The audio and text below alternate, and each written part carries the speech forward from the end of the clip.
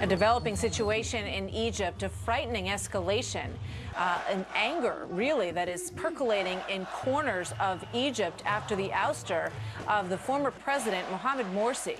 The demands for his return are no longer limited to street protests. We're getting word that they are targeting Christians in a string of increasingly violent scapegoat attacks, blaming them for the overthrow of Morsi.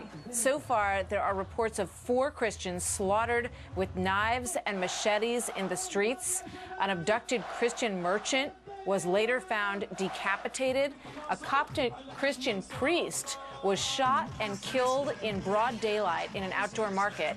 And Islamists are painting black X's on the windows of Christian shops to mark them for arson.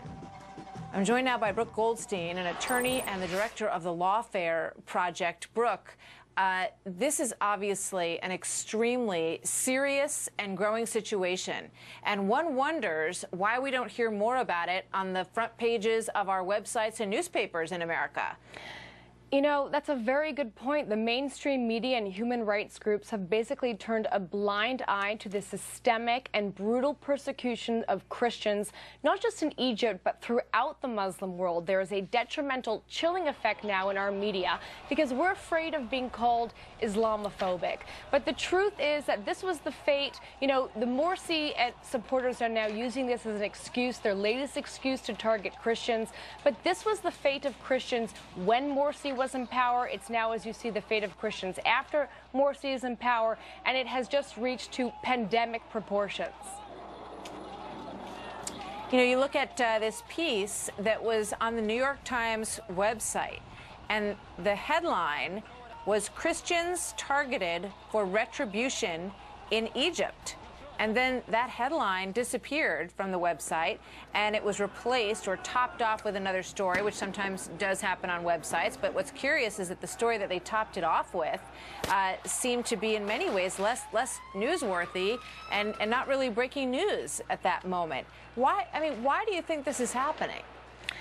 Well, you know, again, the mainstream media is too afraid of accurately reporting on what's going on in the Muslim world. We're not reporting on the fact that millions and millions of innocent Muslim women and children are being targeted on a daily basis. We totally turned a blind eye to what was happening to Christians while Morsi was in power. We supported Morsi as though he was some sort of duly elected, democratically elected government, when in reality he legalized the persecution of Christians. He wrote Sharia law into the Constitution. He called for the expulsion of all foreigners from Egypt. And what resulted? Something like the St. Mark's Cathedral siege, where we saw the Egyptian government actually take place in the siege and violent attack of Christians while they were worshiping at one of the most important cathedrals. And shame on us for not covering this. We're basically sending the green light that these Islamists can continue killing Christians with impunity. You know, I mean, it's a fear of, you know, sort of being fair and even-handed in a way that really undercuts what the country, or the United States of America, stands for, which is freedom, of religious freedom, not only at home, but also around the world. And it raises questions about why we haven't heard more about it from the president. I know there was a State Department question that prompted an answer from the State Department in which they said, you know, absolutely, we condemn the killing of Christians, which is what you would expect, but shouldn't we expect a little bit more from the government in terms of speaking out on this? Well, don't forget, the Obama administration, remember what Obama said when he delivered his infamous speech in Cairo. The future does not belong to those who defame the Prophet of Islam. This from a United States president who was sworn to uphold the Constitution, the First Amendment of which protects the criticism of both religion and government.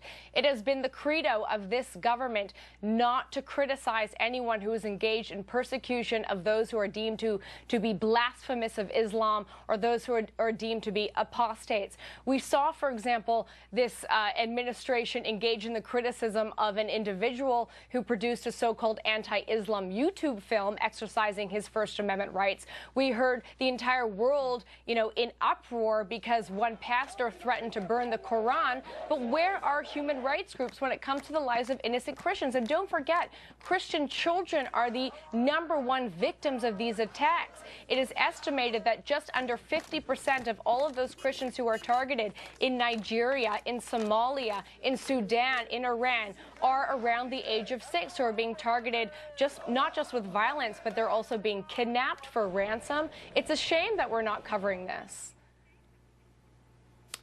It's a story that needs to be told, and we're going to do it here, and we're going to do it whenever it is a headline that needs to be brought to the attention of the world. Brooke, thank you very much. Thank you to have you with us for bringing today. this issue the attention it deserves. Yeah, it's a troubling story. Thank you very much, Brooke. We'll see you next time.